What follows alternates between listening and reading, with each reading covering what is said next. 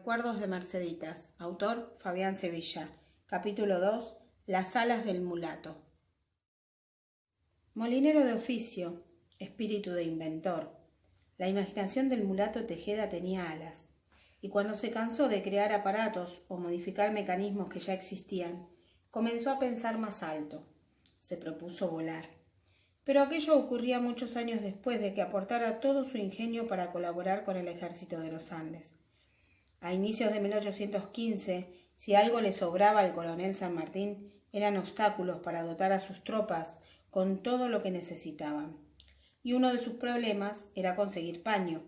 Había que confeccionar los 5.200 uniformes y capotes que protegerían a los soldados y oficiales que saldrían de Mendoza para cruzar la cordillera. Yo solucionar el asunto, cuando desde San Luis le enviaron metros y metros de picote, un tejido áspero de lana de cabra. Se sintió muy agradecido con los puntanos, pero ni bien tuvo la tela entre sus manos se quejó.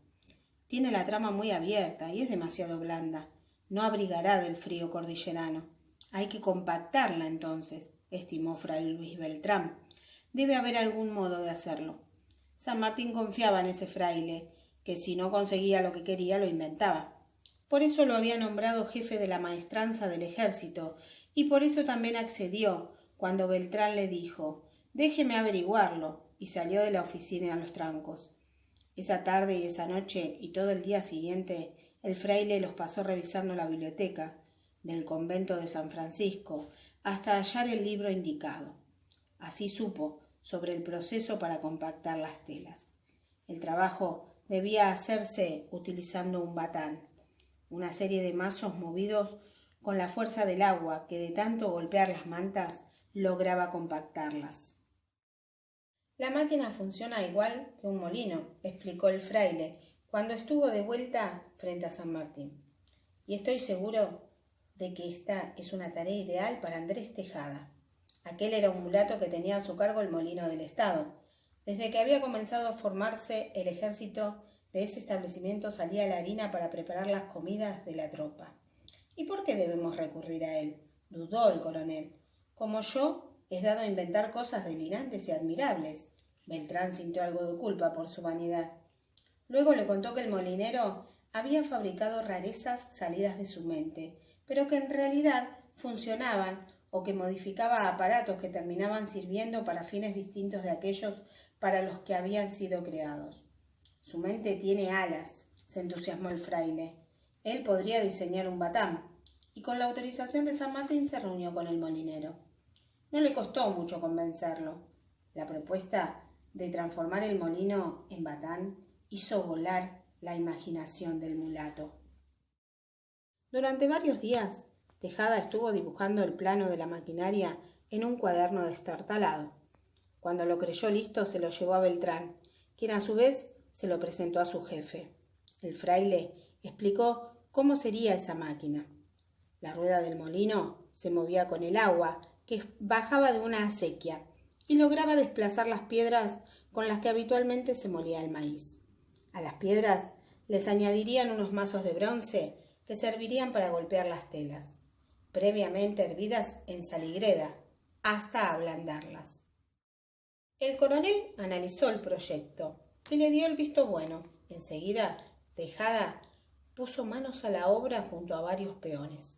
El batán comenzó a funcionar a fines de 1815 y tal como lo había proyectado el molinero, fue volviendo el paño tupido, recio y muy impermeable. Cuando el trajín permitía un descanso, Tejeda se apartaba de quienes lo ayudaban en la labor y hacía garabatos en sus cuadernos. Más de una vez le preguntaron qué dibujaba.